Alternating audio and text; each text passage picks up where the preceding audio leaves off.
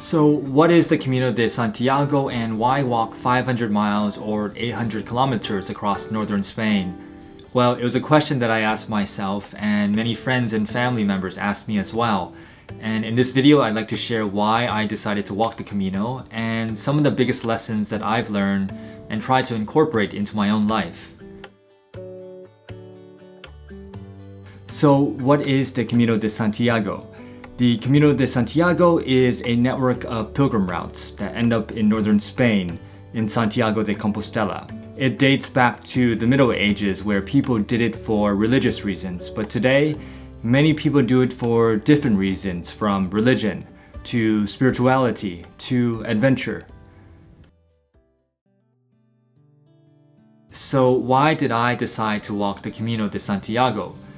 Well, for me, I had been undergoing a lot of change in my life in the past 5 years. I moved from California to the Netherlands back in 2018 to study a master's program, and for me, I wanted the time to think about my life and my next steps because it was a big change for me. And I would say that many people walk it for similar reasons because of change. Whether it's a change in careers, change in jobs, change in relationships, or simply thinking about a big change. People walk it for different but similar reasons. For me, initially, I heard about the Camino back in 2010 when I was studying in Barcelona and Madrid. And I always knew I wanted to do it for adventure and also for a time for me to reflect on life. But as soon as I moved to the Netherlands back in September of 2018, I found out tragic news that one of my best friends had passed away, and that was a big shock for me. I didn't know how to deal with it, never had such a thing happen to me, and so I knew I wanted to walk the Camino for reasons other than adventure and thinking about my own life. I needed to do it to think about my friend, to grieve, and walking the Camino became almost a mission for me in 2018, not just for adventure, not just for reflection, but also a time for me to think and to ultimately grieve. What did I learn after walking 500 miles on the Camino de Santiago? I would say that I didn't learn anything big about myself. I didn't have any big life-changing moments. I had been doing a lot of reflection in my life in the past 5 years, but for me, it was more a realization of what was important to me, and that was community and connection. Especially for me, moving from California to a new country, here in the Netherlands, I didn't really know anyone, and so the aspect of connection and community became even more important. That was what I found on the Camino, and I realized how important people and relationships and friendships meant to me. For example, you're walking every day for 20, 25 kilometers, 15 miles, and you're walking and you're meeting people from around the world and you're sharing stories and you are being vulnerable, people are being vulnerable, and just sharing the deepest moments and the deepest stories in their life. And for me, that was amazing. It was a sense of camaraderie, a sense of connection that I missed because, moving to a new country, you lose that sense of community. And that was simply the most amazing thing about the Camino for me. The fact that you could connect with people on such a deep level in a matter of 1 hour, 1 day, 2 days.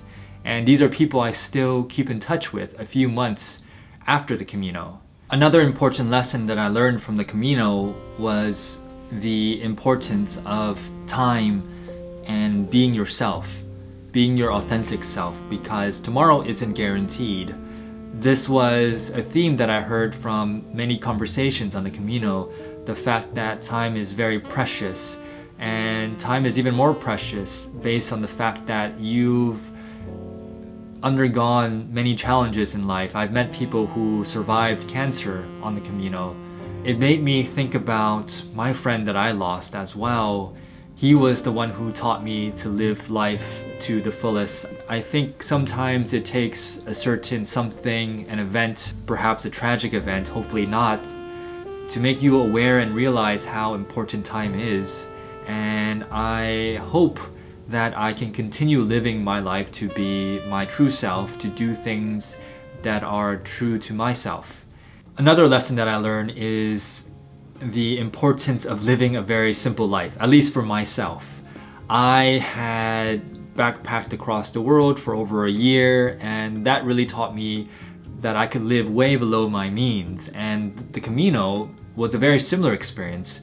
Having just a backpack, 7 kilos, 2 pairs of underwear, 2 pairs of t-shirts, and simply 1 pair of shoes, and you're going 800 kilometers and you simply do the same things every single day. A very simple life, yet very fulfilling life, because it was filled with people and connection, not a lot of stuff. The next thing I would say is the importance of walking, being active, getting out there, getting fresh air, going to the mountains. I think walking every day helped me appreciate my surroundings a lot more. It made me become more present at looking at the surroundings. I think everyday life is filled with so much technology. We're stuck to our phones that we don't get the time and space to appreciate our surroundings. Another big lesson that I learned from the Camino was to go at your own pace and to be present. There were many times where I tried to get from point A to point B at a very fast pace. It was almost like a competition. There was one time between Burgos and Leon in the Meseta where I overexerted myself. I didn't listen to my body, and when I got to the final destination, I was completely done. My body had 0 energy left. I didn't know if I was going to walk the next day, and it was because I was speed walking. I was trying to get to point A, from point A to point B in the fastest amount of time possible to get a bed. And this is towards the beginning of the Camino where I didn't listen to my body, I wasn't being present, I missed many conversations along the way because I was trying to get to the final destination to get a bed. But slowly I learned to listen to my body, to go at my own pace. It's not a race. And by being more present and going at my own pace, I was able to enjoy the experience a lot more. Who cares if I got to a place and there were no beds?